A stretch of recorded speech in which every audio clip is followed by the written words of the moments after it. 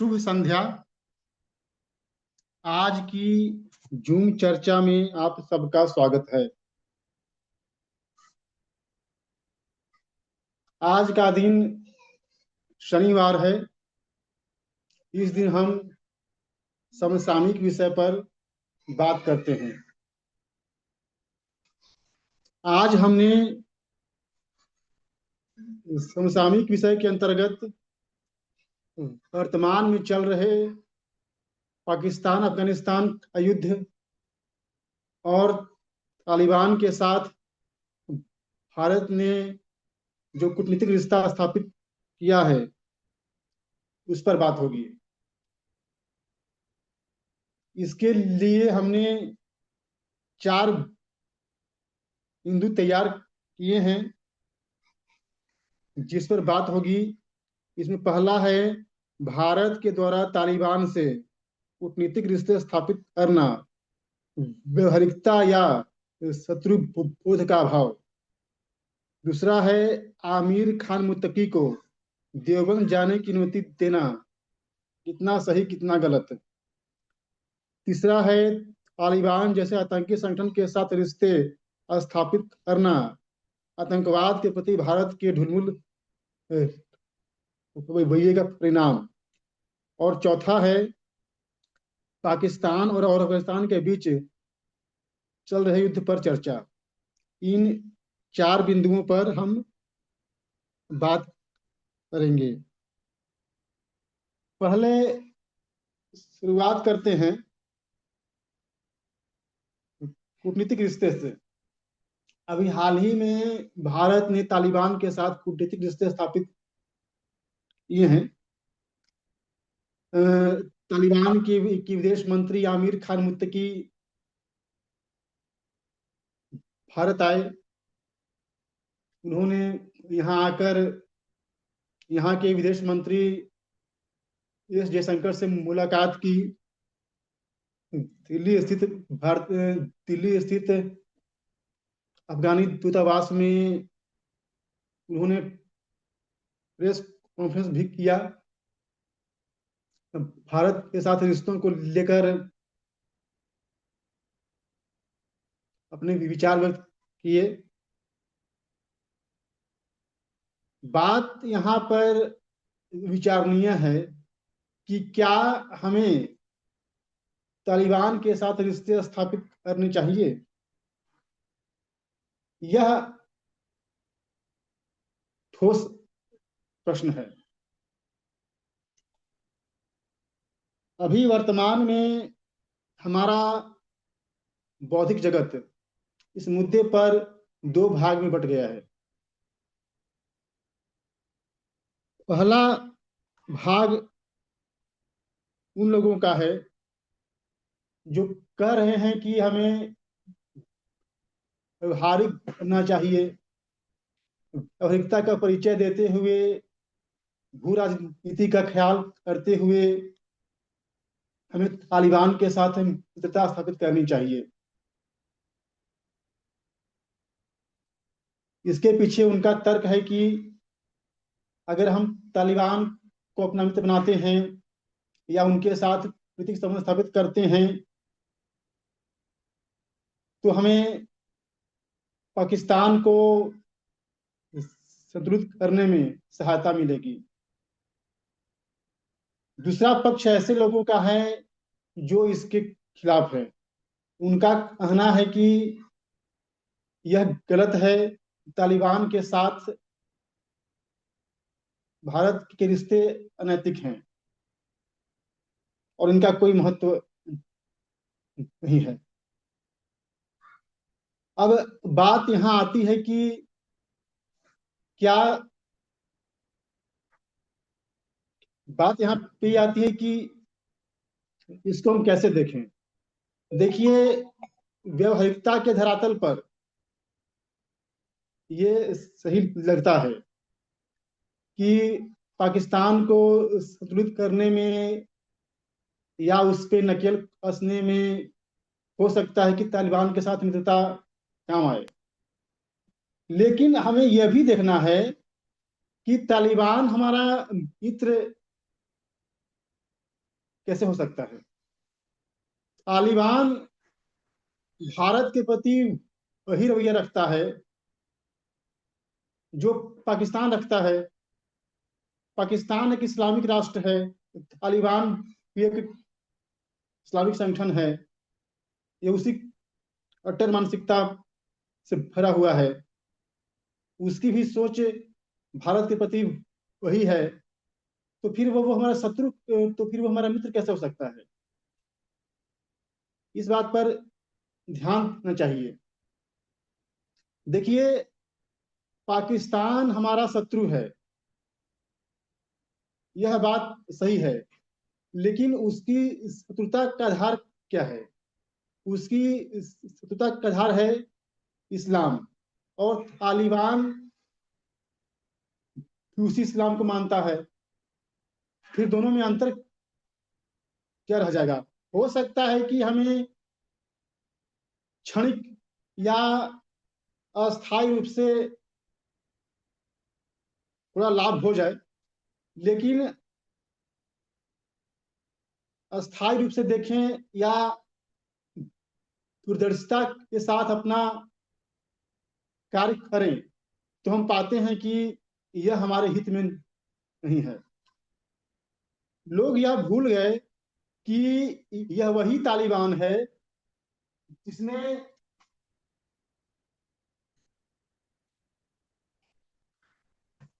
जब 1999 में भारतीय एयरलाइंस का विमान अपहरण हुआ था, इसी तालिबान उसमें राज था अफगानिस्तान में, और कंधार में दिन उतरा था। यह तालिबान उन्हीं आतंकियों के साथ था। तो हमें इस पे भी विचार करना पड़ेगा। दूसरी बात यहाँ पे आती है कि आमिर खान मुत्तकी को देवबंद जाने की अनुमति क्यों दी गई? यह बात इससे भी ज्यादा विचारणीय है। चलिए, वह आया,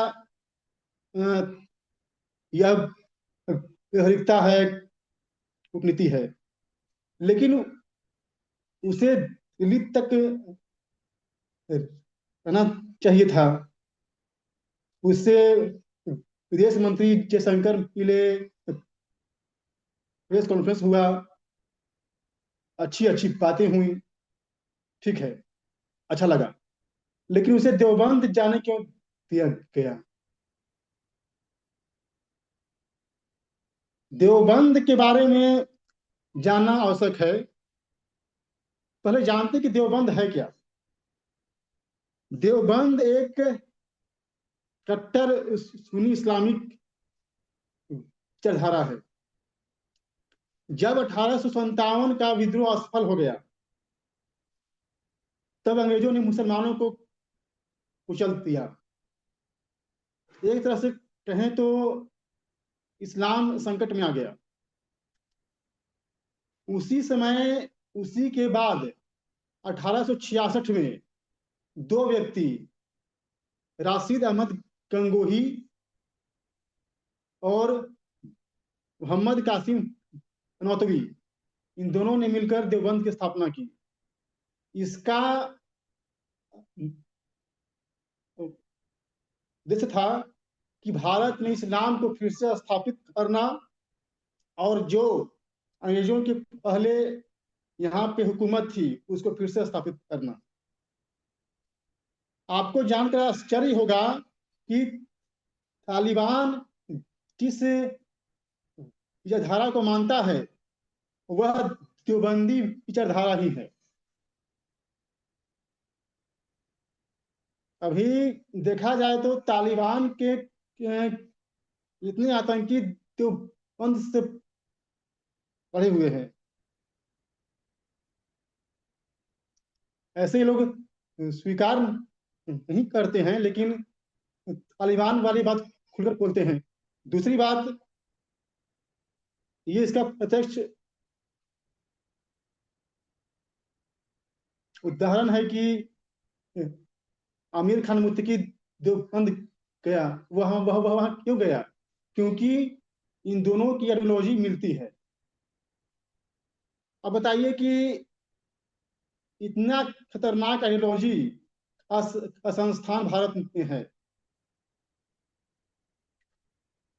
उसका जो अ, एक व्यक्ति है अरशद मदनी, उसने 2022 में गजवाई हिंद की बात कही थी। तो हम चाहते क्या है, हम अपने देश में, देश के हार्टलैंड में एक ऐसे व्यक्ति जैसे संगठन को हम बुला रहे हैं, कि तो आज हमें कूदने के समान हुआ। आगे बढ़ते हैं। जो तीसरा है कि अब ये सवाल खड़े होता है कि क्या आतंकवाद के प्रति हमारा रवैया सही है? क्या हम आतंकवाद के प्रति जो हम बड़ी बड़ी बातें करते हैं, हम लड़ लेंगे, झगड़ लेंगे, खत्म कर देंगे, जीरो टॉलरेंस की नीति अपनाएंगे, लगता तो नहीं है। आप व्यवहारिकता के नाम पर कूटनीतिक संबंध स्थापित कीजिए, लेकिन उसे यहाँ पर आने देने की आवश्यकता नहीं थी। अगर आपने ऐसा किया है तो कहीं ना कहीं आपका दोहरापन उजागर हो रहा है।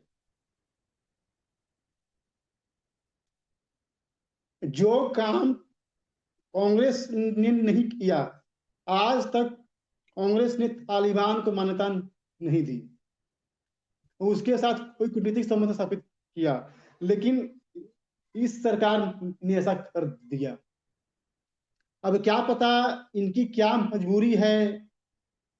हमको तो लगता है कि बिहार इलेक्शन है, उसी के मद्देनजर ये किया है भाजपा ने, क्योंकि इसको भी चाहिए मुस्लिम वोट।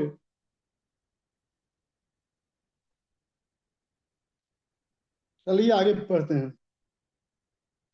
अंतिम कोटेशन है पाकिस्तान और अफगानिस्तान के बीच युद्ध पर चर्चा। देखिए, पाकिस्तान अफगानिस्तान के बीच अभी युद्ध चल रहा है। आप लोगों ने भी सुना होगा कि अफगानिस्तान पाकिस्तान बॉर्डर पे बमबारी हो रही है, हवाई हमले हो रहे हैं, दोनों ओर की सेना एक दूसरे पे हमले कर रही है, दोनों ओर जान माल का काफी नुकसान हुआ है। हर पक्ष अपने आप को भारी बता रहा है अपनी शत्रु पर। पहले जानते हैं कि ये पाकिस्तान अफगानिस्तान में युद्ध का कारण क्या है।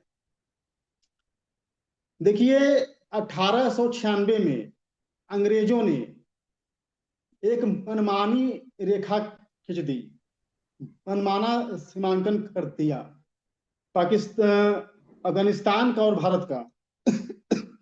उसमें तो पाकिस्तान था नहीं, और उसने क्या किया, उलंड रेखा उसे खींच दी, और उस रेखा के अंतर्गत जो खैबर पख्तूनख्वा प्रांत है, इसे पठानों का गढ़ कहते हैं, अफगानिस्तान उसे अपना मानता है। अहमद शाह अब्दाली के समय से ही पख्तून पख्तूनख्वा प्रांत में उसका शासन था। तो नेचुरल रूप से वह अफगानिस्तान का अंग है। इसी बात को वो मानते हुए अफगानी कहते हैं कि यह मेरा जमीन है, और इसी बात को लेकर आए दिन झगड़े होते रहते हैं। पाकिस्तान कहता है कि ये मेरा भाग है, अफगानिस्तान कहता है कि मेरा भाग है, और इसी बात को लेकर झगड़े होते रहते हैं। अभी ये झगड़े हो रहे हैं। तो ये था आज का विषय परिचय, जिसे मैंने आप सबके सामने रखा। आप लोगों ने मेरी बात को सुना, आप सबका धन्यवाद। धन्यवाद विपुल जी। बाकी के साथ ही बताएं।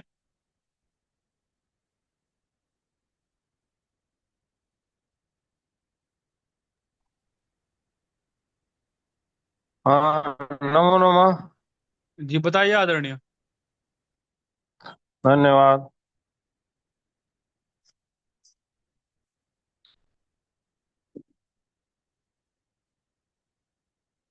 इस समय अफगानिस्तान और भारत के संबंधों पर चर्चा हो रही है और बड़ा विचित्र एंगल कोण समझ में आ रहा है। भारतवर्ष में एक हिंदूवादी राजनीतिक व्यवस्था के तरफ अग्रगामी है और हिंदू सनातन धर्म के चरम शिखर पर ले जाने की बात करने वाले नेता इसमें शासक लोग हैं। और दूसरी तरफ जो है कि इस्लाम और इस्लामिक विचारधारा को लेकर के हैं और भारत में जो इसमें शासन है वो खुद इस्लाम विरोधी है। अफगानिस्तान में जो शासक है वह हिंदू विरोधी है। एकदम विपरीत ध्रुवों में हम जाकर के समन्वय स्थापित करना चाहते हैं, डिप्लोमेसी देना चाहते हैं। अब चर्चा आती है अफगानिस्तान उसके आतंकवाद पर। अफगानिस्तान के आतंकवाद की प्रकृति इस्लाम से है और इस्लाम को जो ट्रीट करता है वह जो है कि पाकिस्तान अफगानिस्तान का। और दूसरा जो है कि चरित्र है अफगान का, जो अफगान की अपनी मूल संस्कृति थी इस्लाम के पहले वाली, जिनको अफगान कहते थे, जहाँ पर तक्षशिला और जैसे जो है कि महान शिक्षा का केंद्र था। वहां पर इस्लाम डिवाइड हो जाता है। इस्लाम की एक शाखा जो है कि पाकिस्तान की तरफ जा करके और जो है कि इस्लामिक व्यवस्था को बल देने का काम करती है। और इस्लाम की एक अफगान की शाखा जो है कि अफगान केंद्रित है, वो अफगानिस्तान को जो है कि बल देने की बात करती है। और रही बात तालिबान, तालिबान और अलकायदा दो संगठन थे। अलकायदा को समर्थन तालिबान करती थी, तालिबान जो है अलकायदा को समर्थन करती थी। कारण है तालिबान अलकायदा का समर्थन न ले तो जो इस्लामिक जो स्टेट है, इस्लामिक जो व्यवस्था है, वह जो है कि वहां के प्रति विद्रोह को बढ़ावा देगी। और अफगानिस्तान में आज भी जो है कि अलकायदा, आईएसआई जैसे सक्रिय लोग हैं और उनका जो है कि अफगान की इस्लामिक व्यवस्था में घुसपैठ है। इधर से पाकिस्तान का भी जो है कि इस्लाम जो है अफगानिस्तान में जो है घुसपैठ रखता है। तो इस्लाम जो है कि एक तो भाई हर राष्ट्र का एक अपना क्षेत्र होता है और राष्ट्रवाद वहाँ का एक विशेष जो है कि महत्व रखता है। ईरान का ईरानी राष्ट्रवाद, पाकिस्तान का पाकिस्तानी, बांग्लादेशी का पाकिस्तानी, इंडोनेशिया का इंडोनेशिया। और देश कोई आगे बढ़ता है अपने राष्ट्रवाद की बूते आगे बढ़ता है। और जो वहाँ की धार्मिक व्यवस्था होती है वह धर्म के विस्तार की तरफ ध्यान देती है। और जो एक राष्ट्रवादी व्यवस्था होती है वो राष्ट्र को संबल देने की बात करती है। जो अफगान के जो राष्ट्रवादी विचारधारा है वो भारत का साथ चाहते हैं। हाँ, एक मिनट। अच्छा, हम ब्रेक करते हैं, कोई आया है, 2 मिनट बाद फिर बात करते हैं। ओके, जय। जी क्या साथी बताएं। हाँ,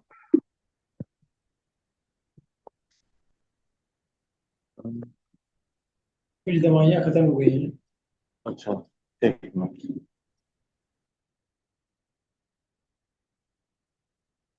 कि मैं थोड़ा सा इस विषय पर रखता हूँ। देखिए, जब हम मुसलमानों की बात करते हैं तो पूरी दुनिया में उम्मा एक कंसेप्ट चलता है कि उम्मा का अर्थ है कि पूरी दुनिया के मुसलमान एक ही हैं।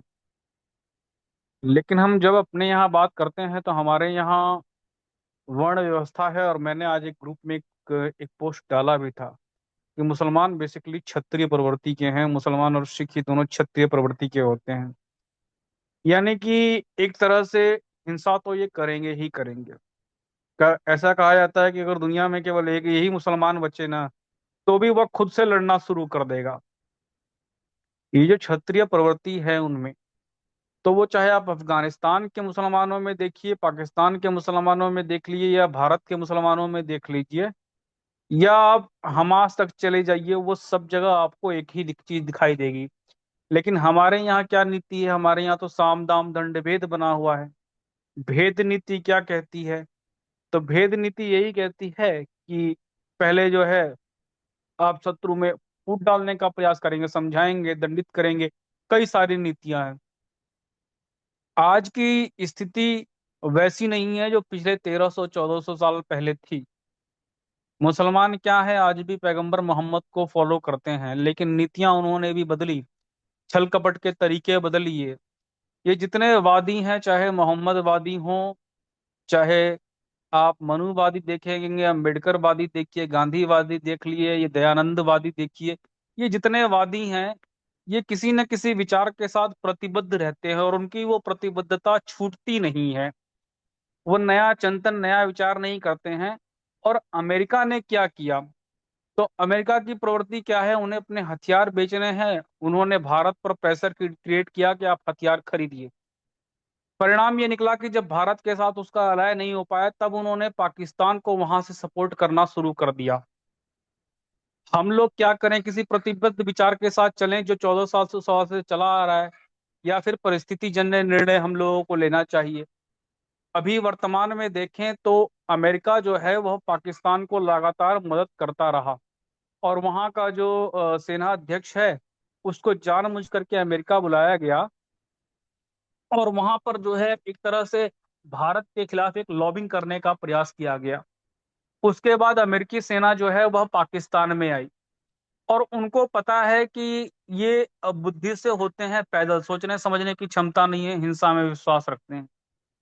तो उनको डायरेक्ट वॉर में तो जाना नहीं है, वो तो सीधे सीधे फिदाइन का हमला करेंगे, टेररिस्ट अटैक करेंगे। भारत वहां से भी झेल रहा था, भारत अफगानिस्तान से भी झेल रहा था। अफगानिस्तान के इतिहास की बात करते हैं तो वहां हिंदू कुश की पहाड़ियां हैं, जिसका अर्थ ही है हिंदुओं को कत्ल करने वाली जगह। तो देखिए, वो हिस्ट्री की बात हो गई, तब तीर तलवार और इन सब चीजों से लड़ाई चलती थी। अब दुनिया में परिस्थितियां बदल चुकी हैं, और युद्ध के तरीके भी बदल गए हैं।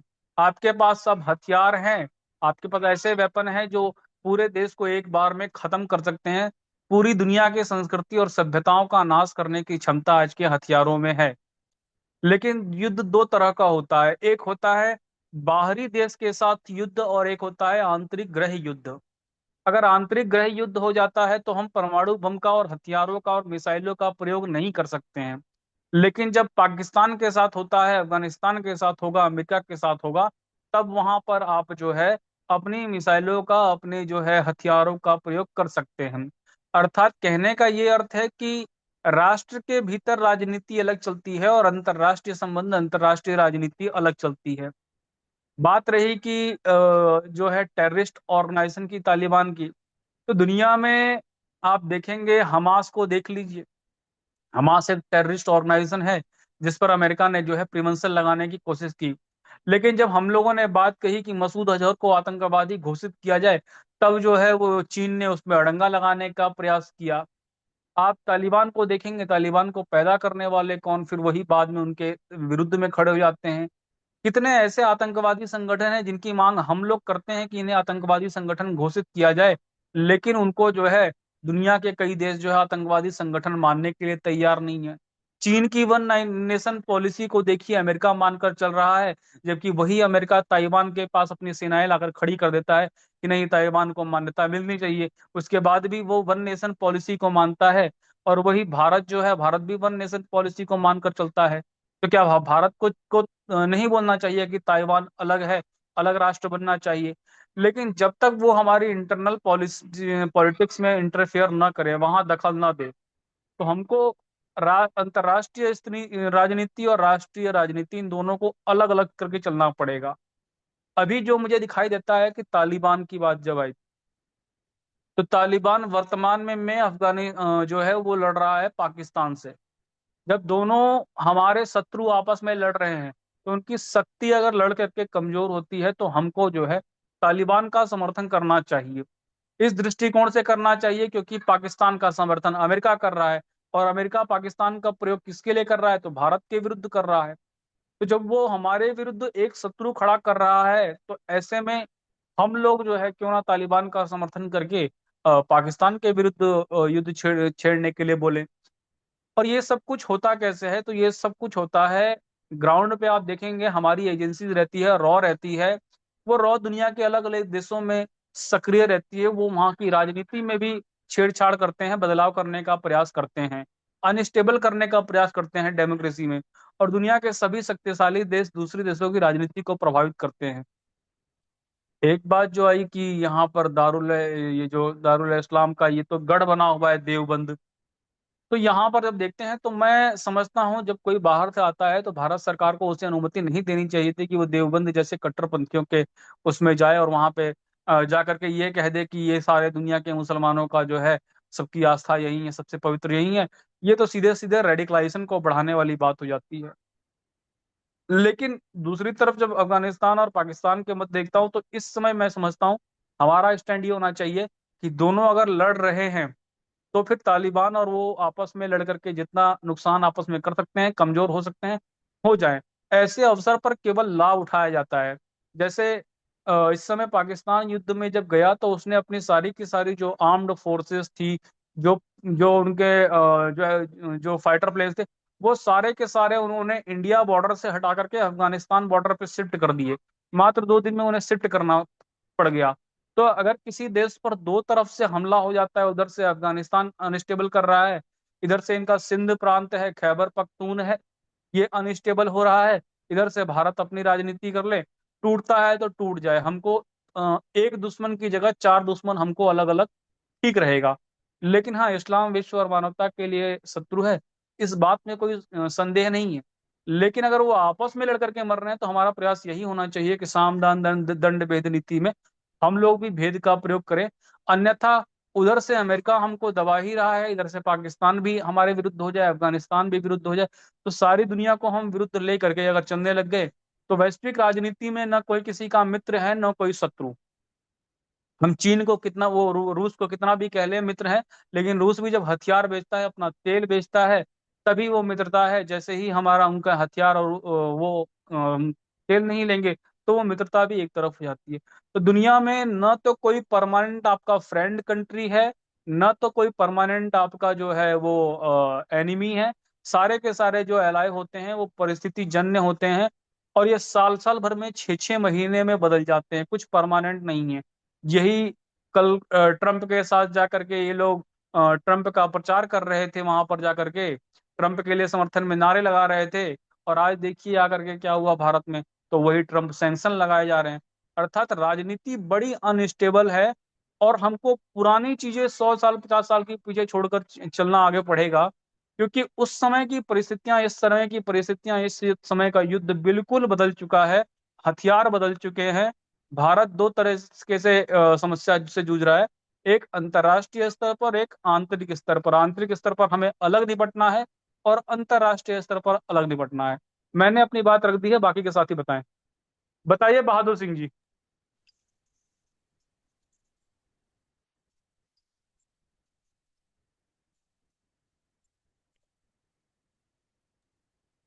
बहादुर हेलो। सिंह जी कुछ कह रहे हैं, 1 मिनट रुक जाइए।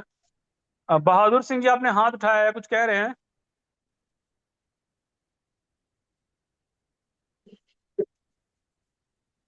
नीता जी बताइए आप। हाँ, धन्यवाद। मैं ये बोलना चाहती हूँ आज के विषय पे बहुत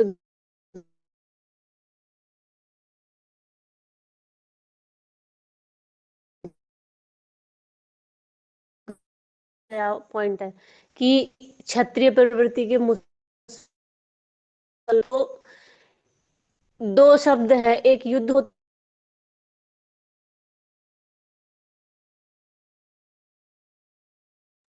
नीता जी, आपकी आवाज नहीं आ रही है।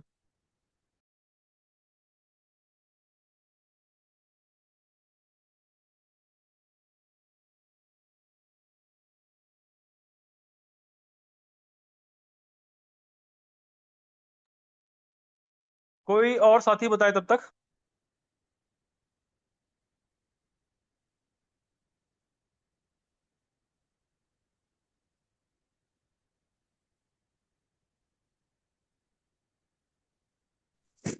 आप सभी बंधुओं को नमस्कार। बताइए आदरणीय। ये हम आप लोगों के साथ एक विचार है जो शेयर करना चाहते हैं कि जो भी बातें होती हैं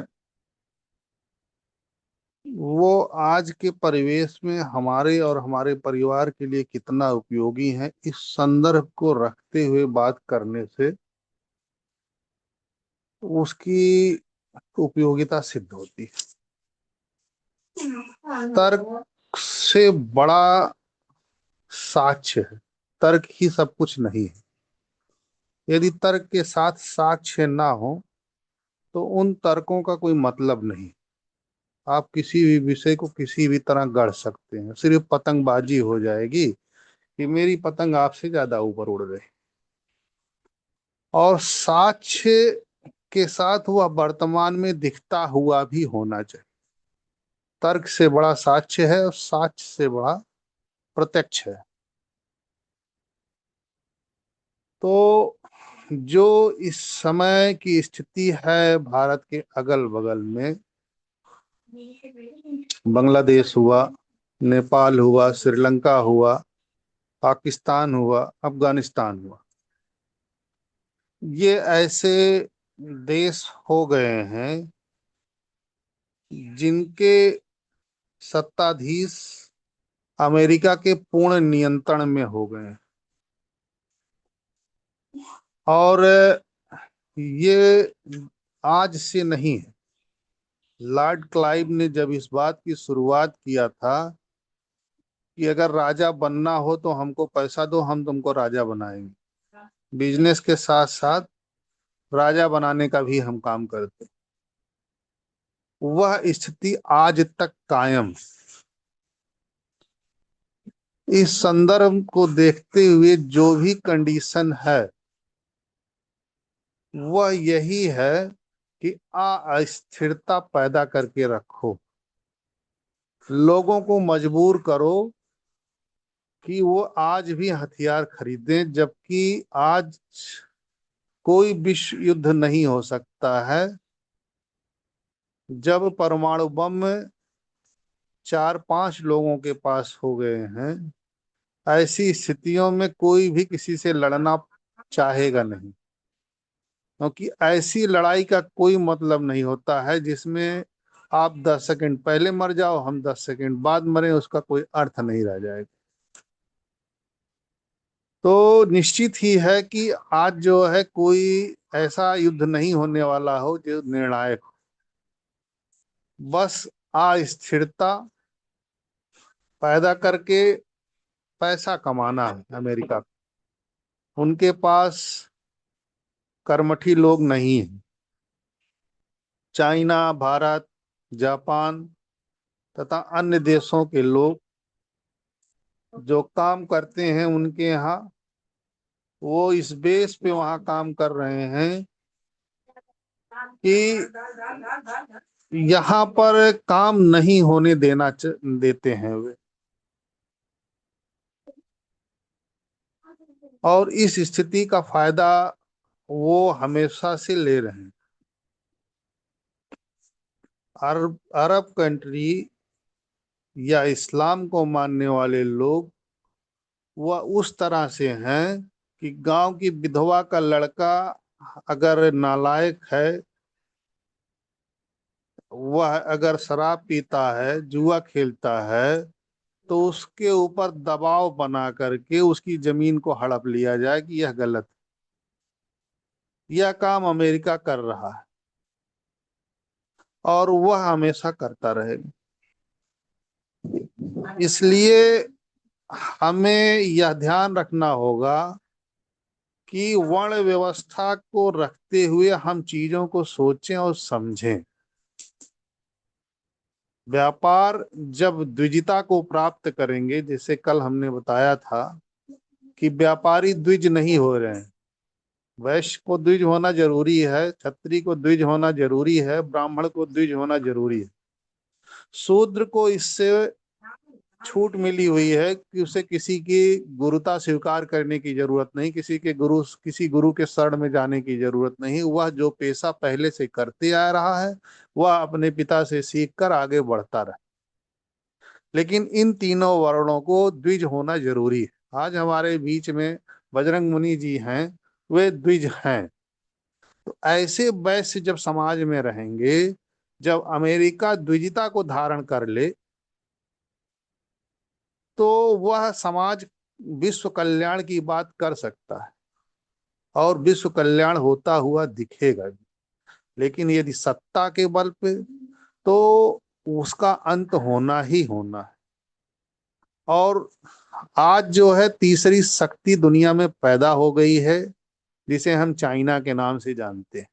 और मोदी जी ने बहुत ही समझदारी के साथ अमेरिका के साथ फिर से जाना पसंद किया, चाइना के साथ खड़े होने के बजाय। क्योंकि भाई शक्तिशाली से शक्तिशाली ही लड़ सकता है। तुलसीदास जी ने लिखा है कि जिसे अपना विनाश कराना हो वह अपने से ताकतवर व्यक्ति से लड़ जाए। तो मोदी जी ने बहुत सही किया कि ये लड़ना है तो आप चाइना से लड़ो, चाइना आपसे लड़े, आप रसिया से लड़ो, रसिया आपसे लड़े। हम अभी जिस नीति पे हमारे पंडित जवाहरलाल नेहरू, मनमोहन सिंह, अटल बिहारी वाजपेयी जिस नीति से चल रहे थे, मैं भी उसी ही नीति पे चल रहा हूं, तटस्थ होकर। और भारत की यह बहुत बड़ी ताकत है। इसमें वह अफगानिस्तान को भी मौका इसलिए देते हैं, हमने तो यहाँ तक किया है कि तेल लेने के लिए मंदिरों को तिरपाल से ढकवा दिया, क्योंकि हमारे लिए उस समय रोटी जरूरी थी। और हमने जब रोटी कमा लिया तो आज हमने अपनी गुलामी की निशानी, दासता की निशानी, अत्याचार की निशानी, जो हमारे भगवान राम का मंदिर था जिसे तोड़कर जबरदस्ती उस पर अतिक्रमण किया गया था, वह मंदिर भी बना ली। आज हमें कोई नहीं कहने वाला है कि आप अपने मंदिरों को ढकवा दीजिए तब हम आएंगे। लेकिन उस समय हमने अरब देशों से व्यवसाय के लिए ये भी किया है। और आज हम आर्थिक स्थिति में सबल हुए हैं। समझौते हमें ताकतवर बनाते, सांप्रदायिकता हमारी विनाश करती। धन्यवाद। धन्यवाद पवन जी। बाकी के साथी बताएं। हाँ हेलो। जी आदरणीय, हमारी बताइए। हमारी बात छूट गई थी बीच में कोई, तो हम यहाँ से बता रहे थे पाकिस्तान अफगानिस्तान की डिप्लोमेसी वगैरह। तो जो वहाँ जब कई गुट हैं तो उन लोगों को मजबूरी होती है कि हमें उन समुदाय को भी संतुष्ट करना पड़ता है। तो जो वहाँ अफगान है, जो राष्ट्रवादी अफगान है, वो इस्लाम को ढो रहे हैं, वो इस्लाम से संतुष्ट नहीं है, लेकिन उनको आईएस को और अलकायदा को संतुष्ट करना है। और तालिबान ने 20 सालों में बहुत कुछ सीख लिया है।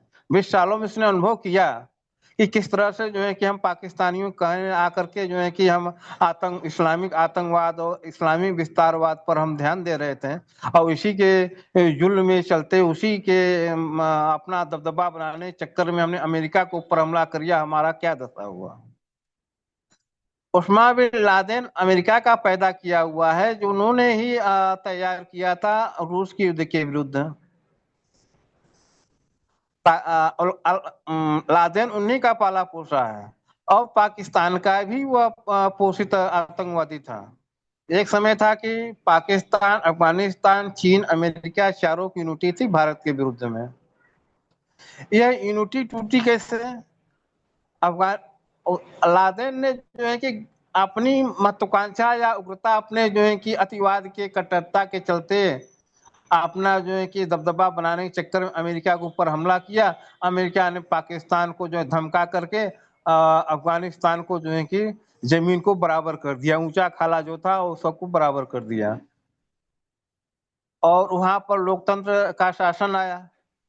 और लोकतंत्र जो वहां का था वह इस्लामिक संतुष्टिकरण पर चल रहा था, और वहां को इस्लाम पर दबदबा बनाने के लिए बिना जो है कि केंद्रीकृत शासन के संभव नहीं है। लोकतंत्र के माध्यम से कट्टरवादियों को तो जो है कि संतुष्ट नहीं किया जा सकता है, और वहां का सैनिक शासन ही उसको संतुष्ट कर सकता है। तो वहां के राष्ट्रवादी जो ग्रुप है तालिबान, वो जो है कि अपने कब्जे में धीरे धीरे ले रहा है, और कहीं न कहीं थोड़ा थोड़ा सबको संतुष्ट करके अपनी स्थिति को मजबूत कर रहा है। यदि भारत का सपोर्ट मिल जाता है, भारत का सपोर्ट मिल जाता है, तो निश्चित ही वहां का जो राष्ट्रवादी तबका है वह काफी मजबूत होगा, और उस स्थिति में आने के बाद वो इस्लाम से खुद निपटने का प्रयास करेगा। यह जो है कि भारत की और अफगानिस्तान की रणनीति है। रही बात देवबंदी की, देवबंद विचारधारा की, तो देवबंद विचारधारा और वहाँ का इस्लामिक विचारधारा भाई, तो अब वो शिक्षा पद्धति है। जैसे जो है कि क्रिश्चियन शिक्षा पद्धति जो है कि कानूनी स्कूल खोलते हैं और अपनी इसके शाखाएं बनती जाती हैं, वैसे देवबंद की भी शाखाएं अपने हर देशों में बनी हुई है। तो अफगानिस्तान जो है कि इस के लोग जो है कि देवबंद से ज्यादा जो है कि जुड़े हुए थे, क्योंकि भाषा इत्यादि की सुविधा जो है कि यहाँ से ज्यादा मिलती है। एक और उनका जो है कि अरब से अन्य देशों से, पाकिस्तान से उतना जो है कि बेहतर व्यवस्था, पाकिस्तान के इस्लाम से उनकी बेहतर जो है कि ट्यूनिंग नहीं बन पाती है। पाकिस्तान का इस्लाम चाहता है अफगानिस्तान को अपने कब्जे में ले लें, या अफगानिस्तान हमारे नियंत्रण में रहे। तो कुल मिलाकर के डिप्लोमेसी है, एकदम विरुद्ध प्रकृति होने के बाद भी जो समन्वय हो करके और एक जो है कि एक संतुलन बनाया जा रहा है। एक बहुत बड़ा जो है कि कूटनीतिक और डिप्लोमेटिक राजनीति है, जो भारत की जो राजनीति जो है कि बड़ी सूक्ष्म और बड़ी सूक्ष्म और कूटनीतिक दृष्टि से जो है कि आगे बढ़ रहा है। इस पर मैं शंका या संशय नहीं करना चाहिए, और संभवतः इस्लाम को इस्लाम से ही जो है कि निपटा जा सकता है, दूसरा कोई तरीका नहीं है। यदि अफगानिस्तान के द्वारा पाकिस्तान को निपटाया जाए तो निश्चित ही जो है कि बहुत बढ़िया अच्छा रास्ता है, दुश्मन का दुश्मन दोस्त होता है। तो इस नाते जो है कि और एक बड़ी बेहतर स्थिति बन रही है। हम इसके लिए भारतीय विदेश नीति धन्यवाद देते हैं। और यह है कि यदि भारत में कोई पागल आदमी जो है कि राहुल गांधी जैसे लोग राजनीति में कुछ खलबली न मचाएं, तो भारत की डिप्लोमेसी बहुत अच्छे ढंग से चलती रहेगी। हमें विश्वास है मोदी जब तक हैं, या जयशंकर हैं, या जो है कि जो आजकल जो नाम नहीं याद आ रहा है, ऐसे लोग व्यक्ति हैं, तो भारत की रक्षा क्षेत्र में तो निश्चित ही वो डिप्लोमेसी को बड़ा मजबूत और ठोस तरीके से लेके चलने वाले हैं, इसमें कोई संदेह नहीं है। लेकिन विपक्षी में जो वामपंथी और इस्लामिक प्रभाव वाले हैं वो इस स्थिति को जो है कि लाभ, तो यह देखना चाहिए, हमें यह देखना चाहिए भारत में जो है कि जो मतिमंद पप्पू जो है, क्या है पागल जो है कि आधा माइंड, पाकिस्तान प्रधानमंत्री बनने के सपने में सब कुछ जो है कि दांव पे लगा दिया, अपने बहन को भी दांव लगा दिया, अपने मम्मी को दांव तो पहले से लगाया, सब कुछ दांव पे लगा करके बैठा हुआ, लेकिन उसको मिलने वाला को खराब, बहुत खराब दिशा देने का प्रयास कर रहा है। लेकिन जब तक जो है कि यह व्यवस्था चल रही है तब तक तो ठीक है, और इस पर जो है कि आम जनता को जो है कि हम अपने डिप्लोमेसी पर, भारतीय राजनीति पर भरोसा रखना चाहिए। इसी के साथ मैं अपनी बात को समाप्त करता हूँ। धन्यवाद।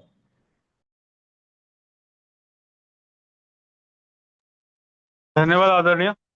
बाकी के साथी बताएं। बहादुर सिंह जी, आपको कुछ कहना है तो बताइए। नीता जी, आप कुछ कह रही थी।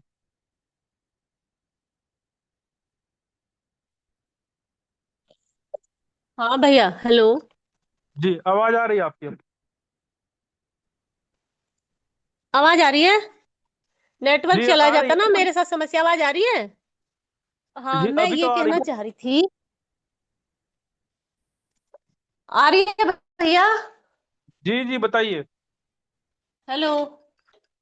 हाँ, तो मैं ये बोल रही थी कि एक तो ये कंपैरिजन वाला जो है, ये जो इस्लाम में और इसमें, क्योंकि इनमें इस्लाम में क्षत्रिय प्रवृत्ति नहीं होती है, हिंसक होते हैं ये लोग, केवल युद्ध करते हैं। और हमारे क्षत्रियों ने सदैव धर्म युद्ध किए, धर्म युद्ध नीति की रक्षा के लिए किए। और इन लोगों में ब्राह्मण तो होता ही नहीं है, मतलब इनके अंदर ज्ञान होता ही नहीं है, तो ये लोग हिंसक, ये एक अलग मैटर है। लेकिन अभी जो परिस्थिति है, जो तालिबान के साथ जो इनविटेशन दिया है, भारत ने बहुत बड़ा रिस्क लिया है। क्योंकि इस समय जो तालिबान है वो एक विश्व में प्रतिबंधित संगठन है, इस्लामिक आतंकवादी संगठन है। तो वो प्रतिबंधित है और उसको केवल रूस ने मान्यता दी है, भारत ने दूसरे नंबर पे आके उसको मान्यता दी है। भारत ने बहुत बड़ा रिस्क लिया है ये अंतरराष्ट्रीय स्तर पे। एक बात। दूसरी बात ये है कि क्या हम कंधार को भूल गए? कंधार जो हुआ था, अभी एक बात निकल के आई कि दुश्मन का दुश्मन दोस्त होता, और भेद नीति यही कहती है शत्रु के शत्रु को मित्र बना लीजिए, चाणक्य नीति में ये लिखा हुआ है। लेकिन हमारे तो दोनों ही शत्रु रहे हैं।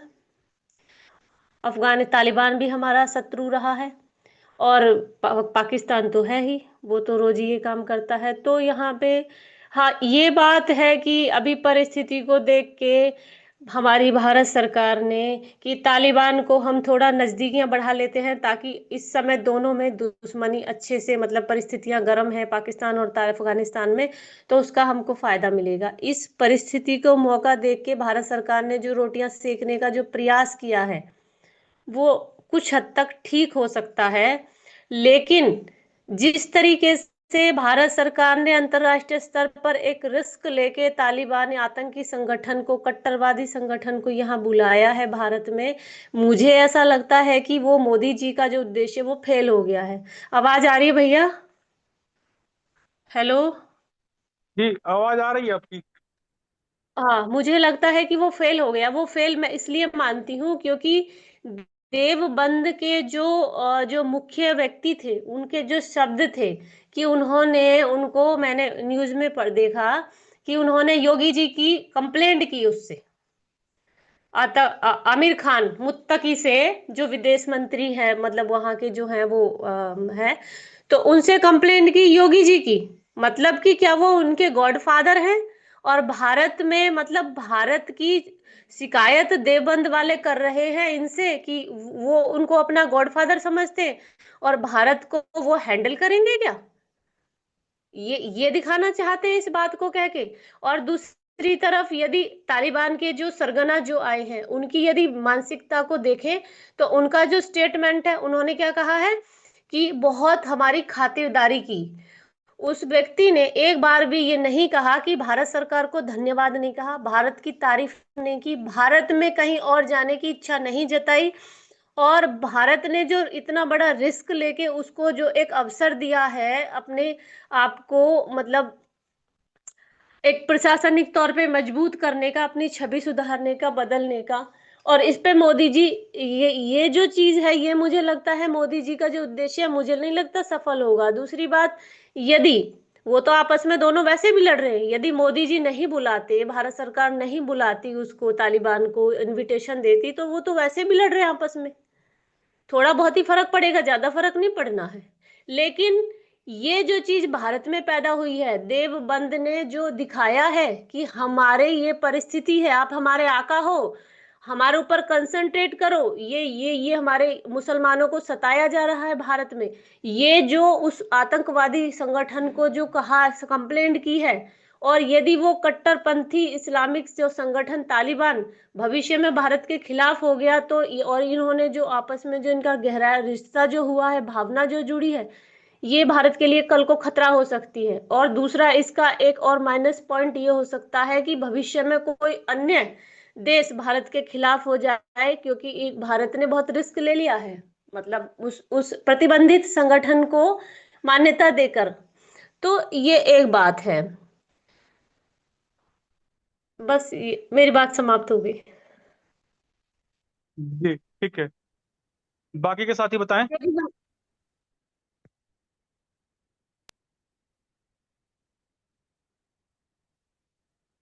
हेलो। जी बताइए आदरणीय। आज की चर्चा में उपस्थित सभी विद्वद्जन को ससम्मान अभिवादन है।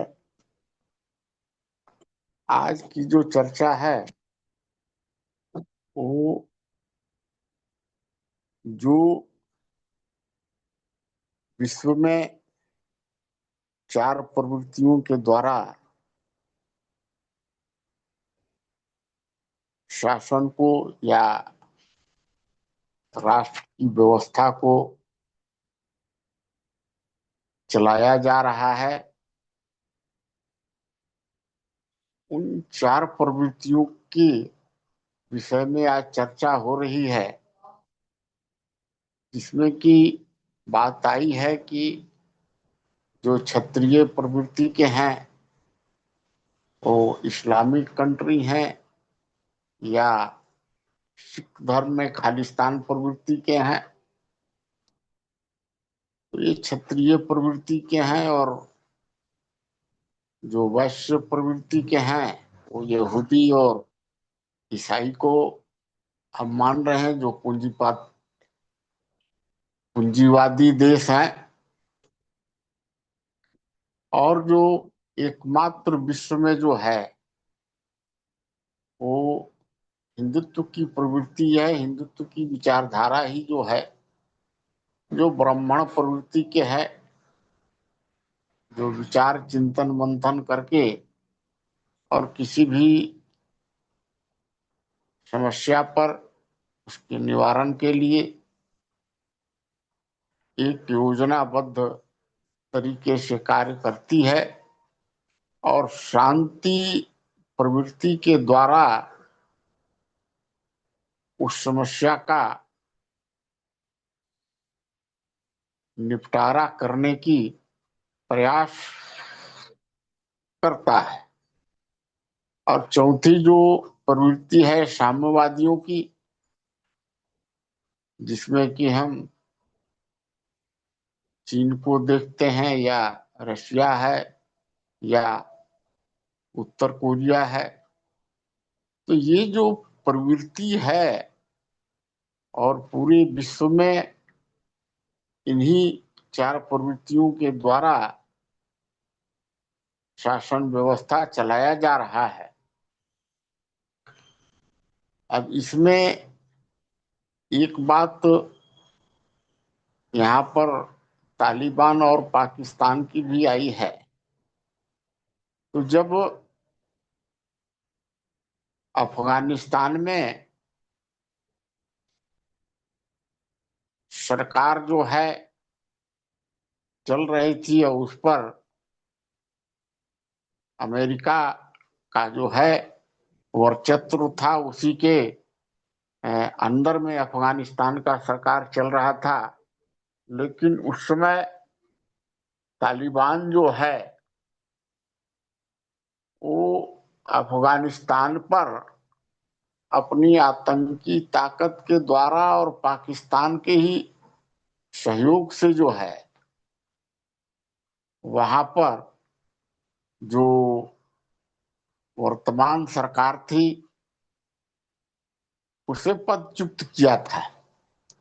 तब वो जो है, जो भी मुस्लिम प्रवृत्ति के या छत के प्रवृत्ति के लोग हैं, तो अगर कोई दूसरा नहीं मिलता है तो आपस में ही लड़ने लगते हैं। लेकिन उनका लड़ने का या संघर्ष युद्ध करने का प्रवृत्ति है, तो वो वैसा करते ही है। तो उनके पास तो एक शक्ति होती है, बल की शक्ति होती है, ताकत की शक्ति होती है। और जो वैश्य प्रवृत्ति में होते हैं, जो यहूदी हैं और ईसाई प्रवृत्ति के लोग हैं, ये जो हैं अभी वो देखा जा रहा है कि जिस प्रकार से कि क्षत्रिय प्रवृत्ति के हमास को और अन्य आतंकीवादी संगठन जो हैं उनको, चाहे अमेरिका हो या यहूदी लोग, इजराइल हो, उसको अपनी बौद्धिक बल से और धन बल से उनको दबा रहे हैं। यहाँ पर जो है भारत जो है वो अपनी शांति की प्रवृत्ति को रखते हुए और सारी चीजों पर चिंतन मंथन करते हुए और समय समय पर जैसा उचित लगता है वैसा कदम उठा रही है, और उस कदम से भारत का विश्व में मान सम्मान भी बढ़ रहा है और इसकी विकास भी बढ़ रही है, विकास भी हो रही है। जहाँ तक तालिबान का है तो भाई वो एक राष्ट्र का जो है नेतृत्व कर रहा है, वहां पर सरकार बन गई है और चल रहा है, तो उसके साथ समय के अनुसार राष्ट्र को अपना नीति जो है सो तय करना पड़ता है। लेकिन सब बातों में हमें एक चीज कॉमन देखने को मिल रहा है, जो कि एक चिंतनीय विषय भी है या उस पर चर्चा भी होना चाहिए, चाहे ध्यानाकर्षण होना चाहिए कि जो भी चाहे वह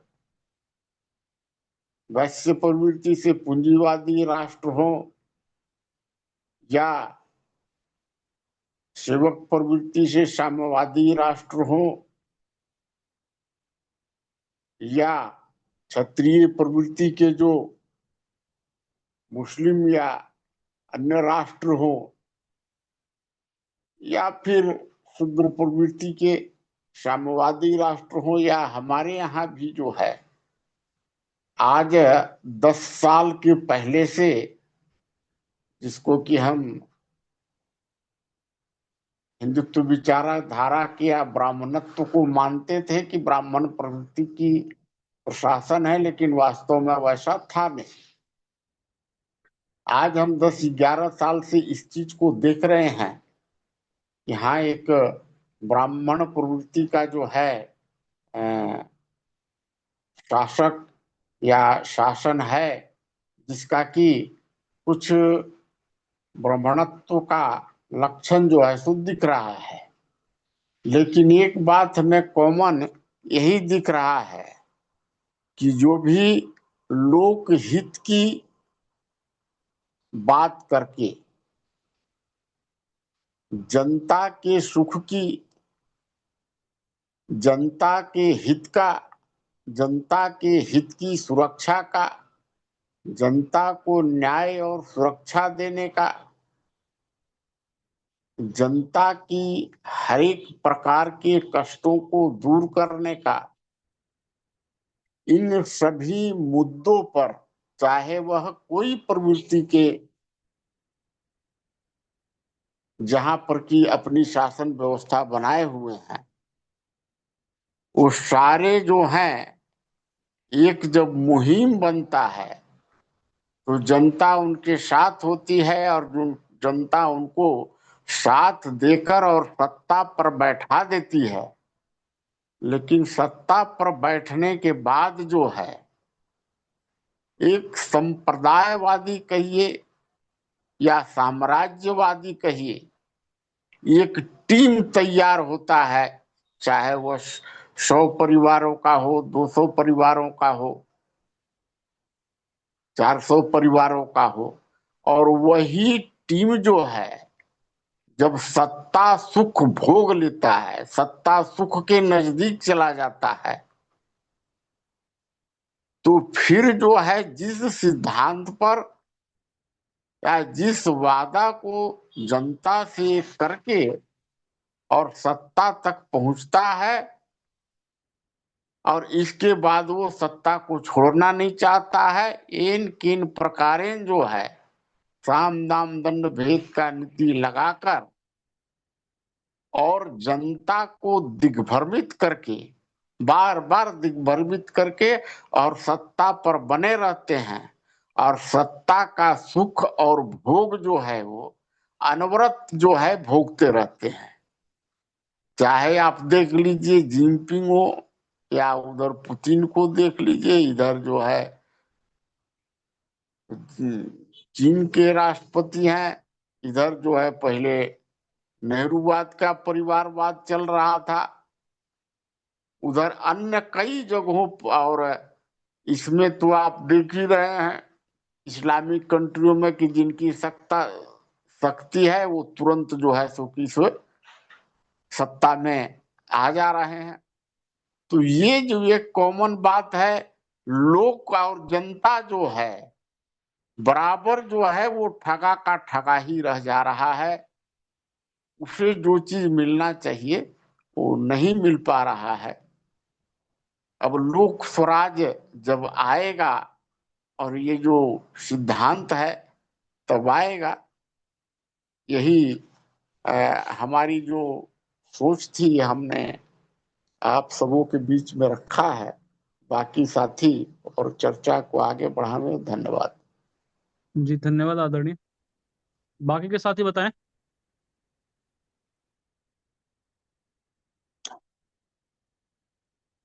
राम जी जुड़े हुए हैं कोई साथ में, अगर आप कुछ रखना चाहें तो रख सकते हैं।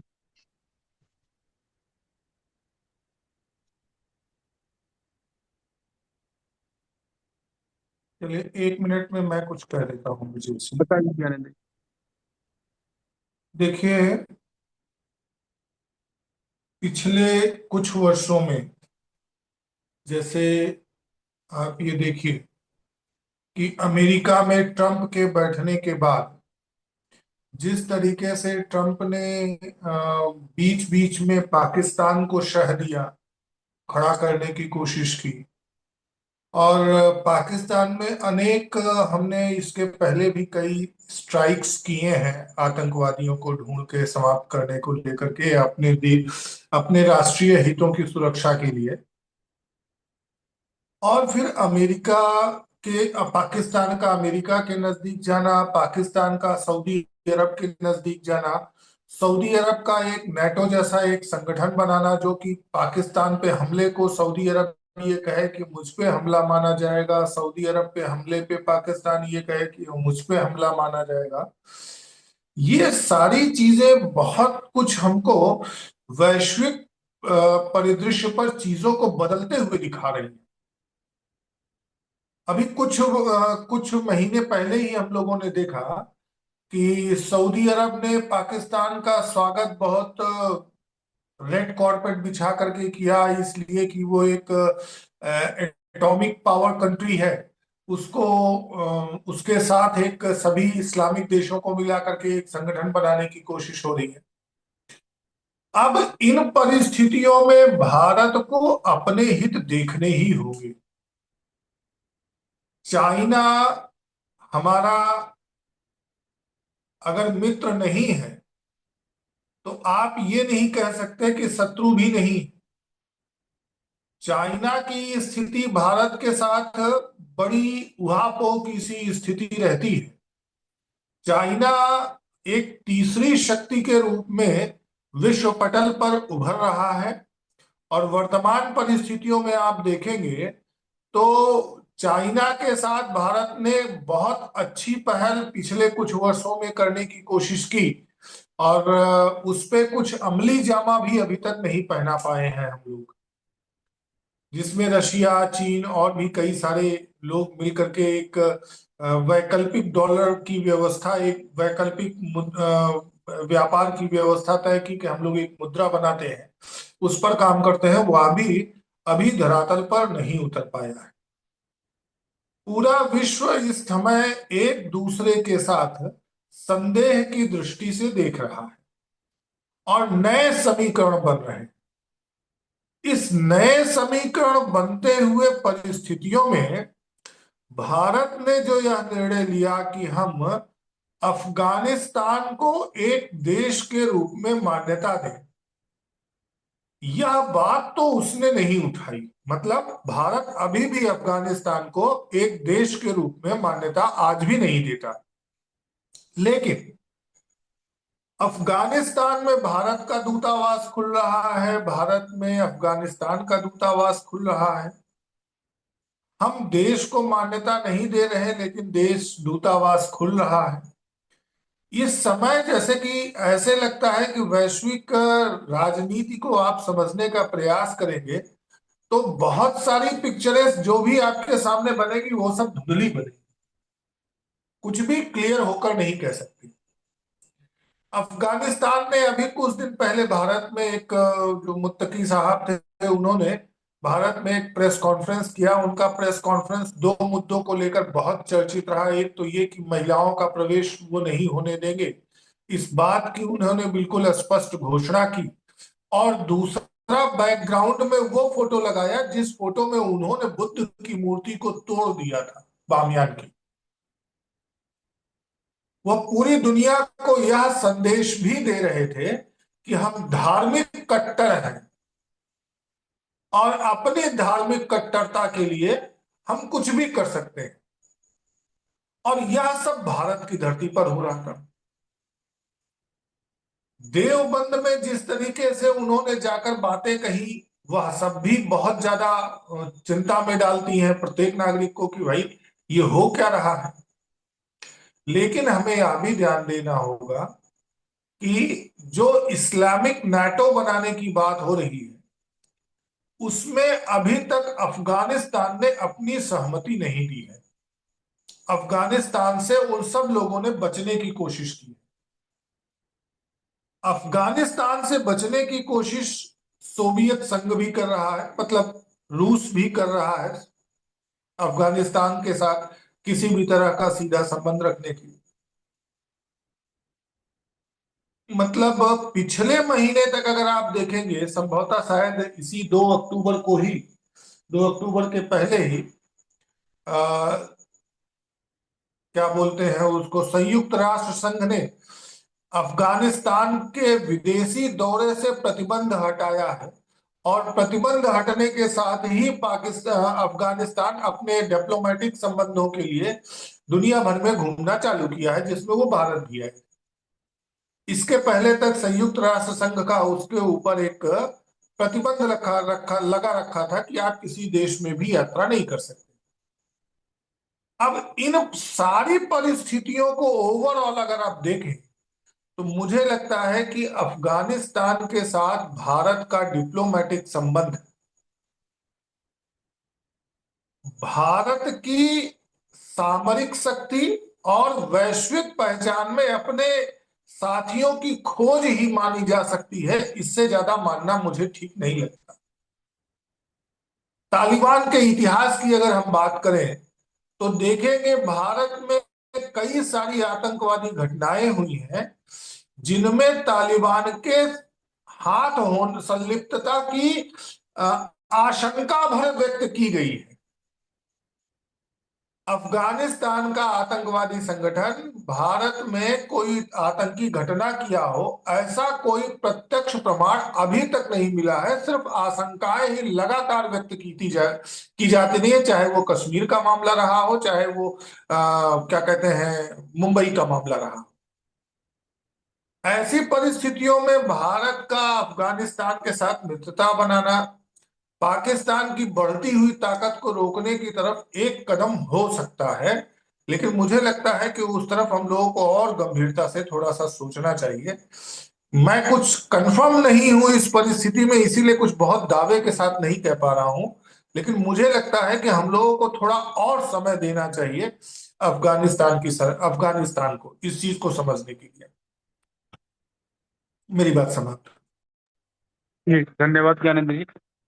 बाकी के साथी बताएं।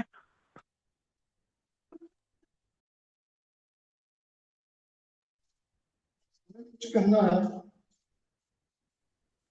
बताइए विपुल जी। देखिए, अभी पिताजी ने एक बात कही कि दोनों तो हमारे दुश्मन हैं, एकदम सही बात कही। देखिए, जब तक हसीना सरकार थी बांग्लादेश में, हम ये कहते थे कि बांग्लादेश हमारा मित्र है। आज वो क्या है? शत्रु है। किसी भी कोई भी देश हमारा शत्रु है या मित्र है, इसका निर्धारण उसकी सांस्कृतिक और जो उसका सन्मत है उसके आधार पर होता है। तालिबान के साथ हमारी मित्रता हो ही नहीं सकती। ये मित्रता ऐसी है जैसे बकरी और बाघ की मित्रता। एक बात और मैं कहना चाहता हूँ कि देखिए, आप कितना भी गठबंधन बना लीजिए तालिबान के साथ या बाकी इस्लामिक राष्ट्रों के साथ, एक ऐतिहासिक घटना है। जब पानीपत का तीसरा युद्ध हुआ, तब अहमद शाह अब्दाली भारत घुस आया। उसका सामना हुआ मराठों से।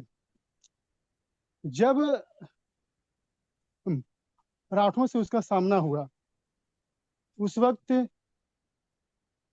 अवध का नवाब जो दौला था, वह मराठों का सहयोगी था और वह शिया था, जबकि अहमद शाह अब्दाली सुन्नी था। अहमद शाह अब्दाली ने उसे बस इस्लाम का हवाला किया और वह मराठों का साथ छोड़कर अब्दाली के साथ आ गया। और ये वो मानसिकता आज भी है। तो हमें लगता है कि ये सोचना कि वो हमारा मित्र है, नहीं, वो आपका मित्र नहीं है, वो आपका शत्रु है। और उसके साथ मित्रता नहीं हो सकती। अब चाहे उसमें आपको भावना दिखे, नहीं हो सकती। और दूसरी बात, देवबंद में गया, वो तो और भी खतरनाक बात है। बस, धन्यवाद। धन्यवाद। बाकी के साथी बताएं।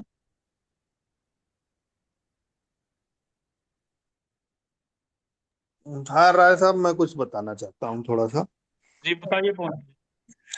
देखिए, कुछ लोग देश को, व्यक्ति को अपना मित्र और शत्रु मानते हैं। गांव में देखिए, जब कोई युवा प्रधानी लड़ता है, हर गांव में ऐसे एग्जाम्पल हैं, उसके विपक्षी उसे चिढ़ाते हैं कि वो तुम्हारे शत्रु हैं, तुम्हारे साथ ऐसा किए थे, तुम उनके साथ बैठ गए। तो उसके दिमाग में क्या रहता है? वह अपना शत्रु प्रगति को मानता है, पैसे को। वह अपना मित्र प्रगति को मानता है, पैसे को मानता है, ताकत को मानता है, सुरक्षा को मानता है, व्यक्ति और स्थान नहीं। क्योंकि वह किस परिस्थितिवश हमसे कैसा व्यवहार किए थे, वह परिस्थिति बीत चुकी है। उसका कोई मूल्य आज के समय में रह नहीं गया है। आज हमारी प्रगति किसमें है, हमारी सुरक्षा किसमें है? जो हमें अमेरिका हमारे नागरिकों को हथकड़ी बांध के फेंक देता है, जो अमेरिका भारत के हर तरफ से आर्थिक नुकसान पहुंचा रहा है और खुलेआम बेइज्जती कर रहा है वैश्विक मंच पे कि हम जो है इनके इंटरनल मामले में हमने युद्ध विराम करवाया है, उस अमेरिका के सामने हमारा प्रधानमंत्री सरेंडर कर जा रहा है। वो कह रहा है कि ठीक है बॉस, जो आप कहो मैं करूंगा। वो ऐसा क्यों कर रहे हैं? क्योंकि वह उन जानते हैं कि मेरी मान सम्मान प्रतिष्ठा, मेरी प्रगति और मेरे शक्ति संपन्न होने में है। हमारे यहाँ कहावत है कि उनके बाप भैया बाघे से लड़ी गई, कहीं काव है कहीं काव हो फार खा लेंगे। तो क्या मतलब रह जाता है ऐसे ताकतवर व्यक्ति से लड़ने का। अरे आपको से लड़ने के लिए चाइना तैयार हो रहा है, जिस दिन वो आपको हरा देगा हम आपका साथ छोड़ देंगे। आज हम आपसे लड़ने में सक्षम नहीं हैं, तो आप जिस तरफ कह रहे हो कि उसको आप मित्र बना लो, आप कह रहे हो अफगानिस्तान को आप आने दो, तो हम आने दे रहे हैं। तो आप अपनी प्रगति को चुन रहे हैं, सुरक्षा को चुन रहे हैं, कि अस्थिरता को चुन रहे हैं। ध्यान देने वाली बात यह है। बाकी यदि आप व्यक्ति को, क्षेत्र को अपना दुश्मन और दोस्त मान रहे हैं तो मानते रहिए। धन्यवाद। धन्यवाद पवन जी। श्रीकांत जी, वैद्यराज जी या और कोई साथी कुछ कहना चाहें? बबलू केसरवानी जी, आप कुछ नहीं बोले आज। आज मैं क्यों सुन रहा हूँ। जी जी जी। बाबा जी, आप कुछ कहना चाहेंगे? नहीं, आप लोग की बात तो ठीक चली रही है। जी। कि मैं देखिए, हम लोग को एक बात ध्यान रखना चाहिए कि भारत एक देश है, उसको देशों के हिसाब से अपनी रणनीति बनानी पड़ती है। हिंदू एक संस्कृति है विश्व स्तर की, उसकी रणनीति अपने हिसाब से बनेगी। ये पाकिस्तान, अफगानिस्तान ये देश हैं। इस्लाम, साम्यवाद ये संस्कृति है। हमारी प्रतिस्पर्धा या मित्रता या शत्रुता देशों से नहीं है। हिंदुत्व की जो प्रतिस्पर्धा है वह संस्कृतियों से है, इस्लाम से है, साम्यवाद से है, ईसाइयत से है, यहूदियों से है। हमारी इन संस्कृतियों से कंपटीशन है। हमारा अगर कोई शत्रु होगा तो वह इन संस्कृतियों वाला ही होगा। हमारा शत्रु अफगानिस्तान और पाकिस्तान से हमको मतलब नहीं है, लेकिन देश भारत का अगर कोई संबंध है तो भारत का अफगानिस्तान, चाइना, पाकिस्तान इनसे है। एक बात और ध्यान रखने की जरूरत है, हमेशा शत्रु एक होना चाहिए। अगर आपने दो लोगों से शत्रुता की तो दोनों एकजुट हो जाएंगे। दोनों आपके शत्रु हैं, दोनों आपस में भी शत्रु हैं, लेकिन शत्रु का शत्रु स्वाभाविक मित्र बन जाता है। अब हमारे सामने जो संकट है ये है कि हम इस्लाम को अपना शत्रु घोषित करें या साम्यवाद को शत्रु घोषित करें। अगर भारत की का आकलन किया जाए तो भारत पाकिस्तान को अपना शत्रु घोषित करे कि चाइना को घोषित करे। कुछ समय पहले तक चाइना नंबर 1 में था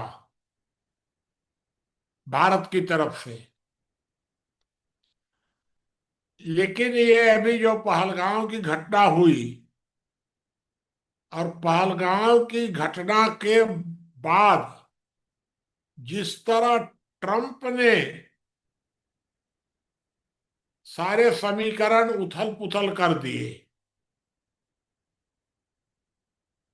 उससे भारत की मजबूरी हो गई कि वह पाकिस्तान को अपना शत्रु नंबर 1 घोषित करे और चाइना को ना करे। मजबूरी आ गई और उस दिशा में भारत कदम भी बढ़ाया। भारत पाकिस्तान से नहीं मिल रहा है कहीं भी। चाइना के राष्ट्रपति से मिल रहे हैं नरेंद्र मोदी, जाने की भी योजना बन रही है। तो ये जो राजनीतिक उठापटक है, ये तो तात्कालिक बदलते रहती है। अभी साल भर पहले चाइना सबसे ऊपर था, अब चाइना से बीच में आ गया। ये बदलते रहता है, लेकिन जो सांस्कृतिक टकराव है वो इतनी जल्दी बदलता नहीं है। मेरा अपना मानना है, अपना व्यक्तिगत, कि हमारा वैचारिक धरातल पर साम्यवाद से अधिक टकराव है इस्लाम की तुलना में। लेकिन वर्तमान भारत में हिंदुत्व के सामने साम्यवाद उतना बड़ा खतरा नहीं है जितना बड़ा इस्लाम बना हुआ है। इन परिस्थितियों में ये तय करना बहुत कठिन है कि हम साम्यवाद को शत्रु माने या इस्लाम को माने। ये तय नहीं हो पा रहा है अभी तक। कभी साम्यवाद शत्रु के रूप में दिखने लगता है, कभी इस्लाम दिखने लगता है। ये दिखने लगते हैं दोनों, तय नहीं हो पा रहा है। चलिए, जब तय होगा तो होगा। और आपकी बात ठीक दिशा में चल रही है। कोई बात पूछना हो तो पूछ लीजिएगा, और नहीं तो अपनी बात को जारी रखिए।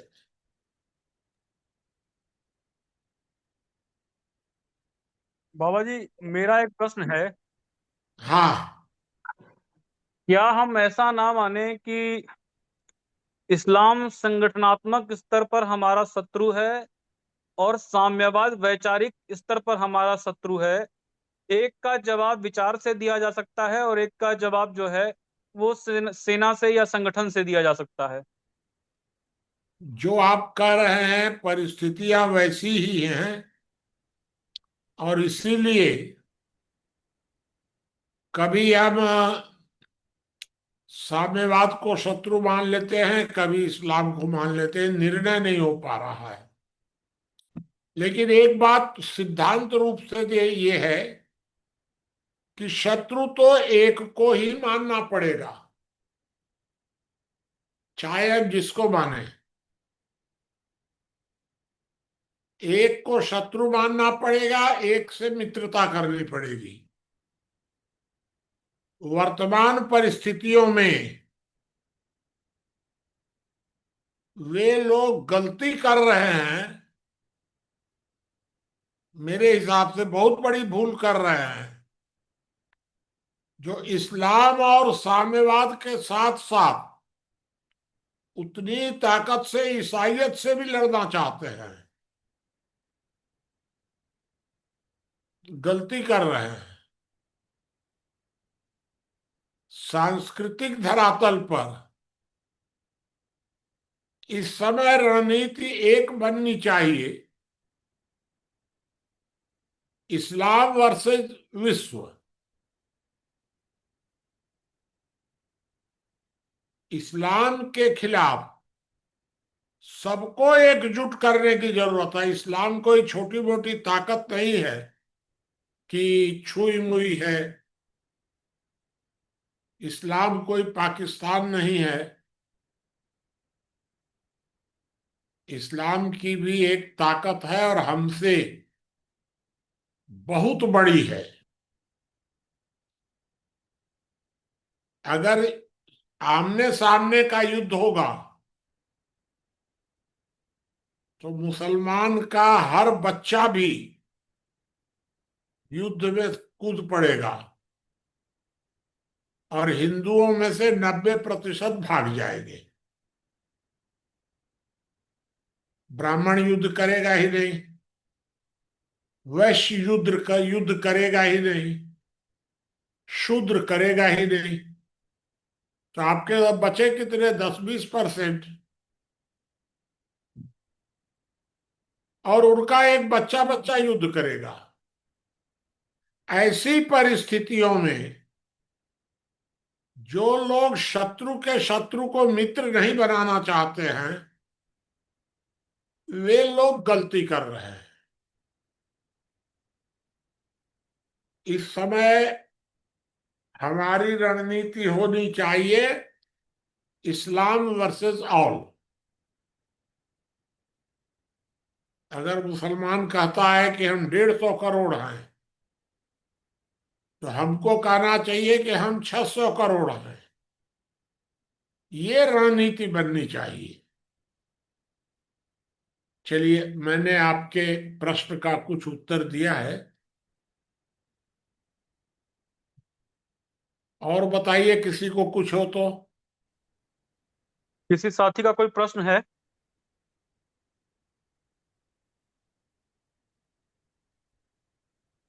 हेलो बाबा बाबा जी, मेरा प्रश्न है। जी, बताइए हाँ, अनीता जी। हेलो।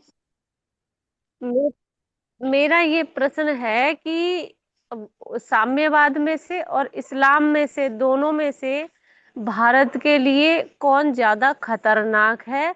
और दूसरा प्रश्न मेरा ये है कि हम मतलब साम्यवाद को कैसे, मतलब कमजोर कर सकते हैं? क्या क्या साम्यवाद को भारत से समाप्त किया जा सकता है? कोई ऐसा ऐसा ठीक कुछ है। तरीका नहीं, या मैं कुछ आपको ऐसा कुछ बताता हूं। है? देखिए, साम्यवाद जो है बाबा जी वो एक प्रश्न जीता और है। है। बाबा जी एक प्रश्न और है। जी। 2 प्रश्न कर ली ना। और तीसरा था, करना होगा तो बाद में कर लेना। अभी जी। ये जो 2 प्रश्न हैं आपके, इसमें पहली बात तो ये है कि जी। साम्यवाद और इस्लाम, जी। इन दोनों से भारत को निपटना है कि हिंदुत्व को? तो आपका आशय, नाम तो आपने दिया है भारत, लेकिन मेरे हिसाब से हिंदुत्व है। हम साम्यवाद से सिर्फ निपट सकते हैं एक चीज से, और वो है तर्क शक्ति से। जी। क्योंकि साम्यवादियों के पास हम्म। दुनिया में सबसे जी। ज्यादा तर्क शक्ति साम्यवादियों के पास है। तो तर्क के बल हम्म। पर वे हमेशा मजबूत रहते हैं। एक उनके पास है तर्क शक्ति, और एक है वर्ग संघर्ष। मतलब हम लोगों को आपस में लड़ाकर वे अपनी ताकत बनाए रखना चाहते हैं। साम्यवादियों के लिए उनका तो समाधान है, तर्क शक्ति के मामले में साम्यवादियों का जवाब आर्य समाज दे सकता है, और किसी के पास अभी नहीं है। अब आर्य समाज वाले भी अनावश्यक मूर्ति पूजा के फेर में पड़े रहते हैं। अगर आर्य समाज हम्म। के लोग साम्यवाद को तर्क के माध्यम से जवाब देना शुरू कर दे, तो आर्य समाज मजबूत पड़ेगा। हम्म। लेकिन उनकी लाइन गलत है आर्य समाज की। जी। हम्म। मुसलमानों के पास तर्क नहीं होता है एकदम। मुसलमानों के पास है संगठन शक्ति। ऐसी परिस्थितियों में मैंने ये बताया कि मुसलमानों के जी खिलाफ अगर हम सारी दुनिया को अगर एकजुट कर ले, संगठित कर ले, तो इनको डरा सकते हैं। मुसलमान डरता भी है। अब आप सोचिए, एक छोटा सा इजराइल जिसका कोई हम्म अस्तित्व नहीं है, एक छोटा सा, सारे मियाँ लोगों जी को दबाए हुए है, क्योंकि इजराइल हम्म अमेरिका से भी दोस्ती बना के रख रहा है, भारत से भी रख रहा है। जी इजराइल हिंदुओं से लड़ नहीं रहा है। तो यह यहाँ हम्म मिल अकल से काम लेना पड़ेगा हम लोगों को। साम्यवाद से कैसे लड़ सकते हैं और हम्म इस्लाम से कैसे लड़ सकते हैं। आपका तीसरा प्रश्न क्या था? हम्म। हम अगर कोई हो तो बताइए। मेरा तीसरा प्रश्न इसी से संबंधित है। तीसरा प्रश्न ये है कि क्या साम्यवाद की वजह से भारत में इस्लाम मजबूत नहीं हुआ है, और यदि हुआ है। साम्यवाद कमजोर होगा तो क्या इस्लाम कमजोर नहीं होगा? नहीं, साम्यवाद के कारण इस्लाम मजबूत हुआ है ऐसा नहीं है। इस्लाम अपने तरीके से मजबूत है, साम्यवाद अपने तरीके से मजबूत है। मुसलमानों के पास अकल होती ही नहीं है। मुसलमानों हम्म के पास बुद्धि नहीं होती है, और सावरकर वादियों के पास बुद्धि नहीं होती है। इनको कोई मतलब नहीं है बुद्धि से, ये तो डंडा वाले हैं दोनों। हम्म इनको अगर किसी तरीके से निपटाया जा सकता है, रोका जा सकता है, अकल से रोका जा सकता है। हम्म हम वर्ग संघर्ष न बढ़ने दें अपने अंदर, ये अरे ध्यान रखना पड़ेगा। जी चलिए, आपको और चर्चा जारी रखनी है तो और रख सकते हैं ब्रजेश जी। जी बाबा जी, मेरा एक प्रश्न है। हाँ। बाबा जी, मैं आज विचार कर रहा था, तो मैंने ये समझा कि अगर साम्यवाद को हम शूद्र प्रवृत्ति मान लेते हैं, तो शूद्र प्रवृत्ति से तो वो तो वैचारिक धरातल पर बहुत मजबूत और तार्किक हैं। तो शूद्र प्रवृत्ति के विरुद्ध अगर हमें किसी को मजबूत करना है, तो वो ब्राह्मण प्रवृत्ति के ही लोग मुकाबला कर सकते हैं, जो कि काम हम लोग कर रहे हैं। ठीक है, ठीक तो है, तो इसमें तो कुछ गलत नहीं है। बाबा जी, इसका ये अर्थ है कि साम्यवाद कहीं से परास्त होगा वैचारिक धरातल पर तो भारत से होगा, और दुनिया में कहीं से नहीं होगा। हाँ, ये बात सही है, मैं मानता हूं। जी लेकिन ताकत के मामले में अभी अगर आप ताकत देखेंगे, तो ताकत शूद्रों के पास सबसे ज्यादा होती है। शारीरिक बल, ब्राह्मण क्षत्रिय वैश्य, इन तीनों के पास शारीरिक ताकत उतनी ही होती है जितनी शूद्रों के पास होती है। अभी भारत ही तर्क शक्ति के मामले में निपटा सकता है, बाकी दुनिया में किसी के पास नहीं है। लेकिन अभी ताकत के मामले में भी साम्यवादी देश अभी बराबरी की टक्कर दे रहे हैं। तो देखेंगे दुनिया वाले सब लोग मिलकर के। भारत में हम्म तो साम्यवाद धीरे धीरे कमजोर हो रहा है। अभी जिस तरह नक्सलवाद का सफाया हो रहा है, आपको आश्चर्य होगा कि 8 दिन से, इधर एक हफ्ते से, छत्तीसगढ़ की कांग्रेस पार्टी भी ऐलान कर रही कि बहुत अच्छा हो रहा है। नक्सलवाद का सफाया हो रहा है। ये तो हम कर ही रहे थे। तो अब आप सोचिए किस तरह से भाषा बदलती है इनकी सबकी। तो इधर नक्सलवाद का सफाया हो रहा है, उधर साम्यवादियों का गढ़ है जवाहरलाल नेहरू यूनिवर्सिटी। उस पर भी धीरे धीरे धीरे धीरे नियंत्रण हो रहा है। इस तरह उम्मीद तो यह है कि साम्यवाद पर नियंत्रण भारत से हो पाएगा।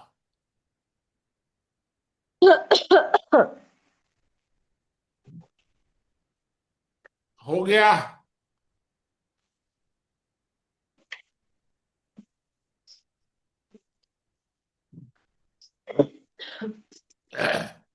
बस और तो कुछ नहीं है ना।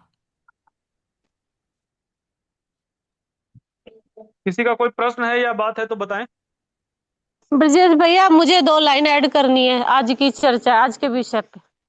जी बताइए। एक तो ये लाइन ऐड करनी है कि हम भारत अपनी सुरक्षा कैसे करें। भारत अपनी सुरक्षा किसी देश से आज मौका देख के भारत रोटियां ये सेकने लगे कि भाई अफगानिस्तान उसका ये होगा, लड़ाने में सहयोग होगा, दुश्मन को कमजोर करेगा, लेकिन भारत मजबूत होगा इजराइल जैसे उस पे रास्ते पे चलने से। अग्निवीर को मोदी जी इस देश में लागू नहीं कर पाए।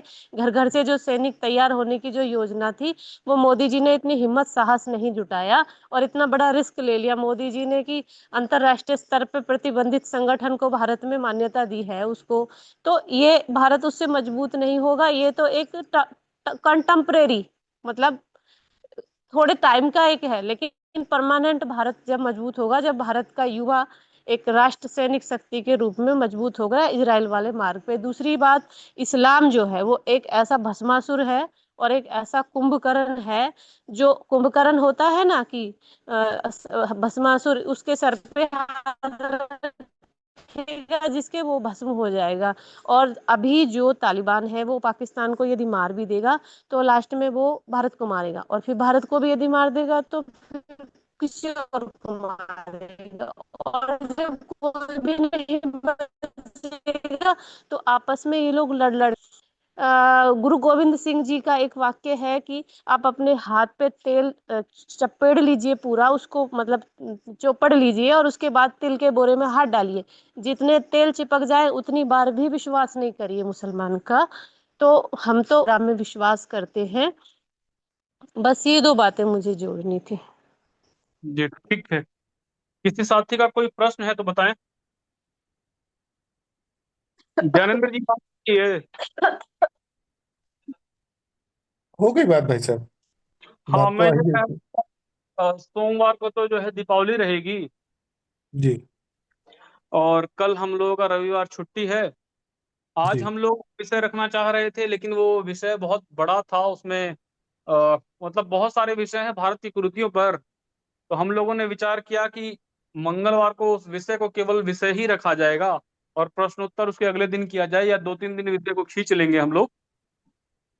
कोई तो बात इस नहीं। तरह का हमारा प्लान था।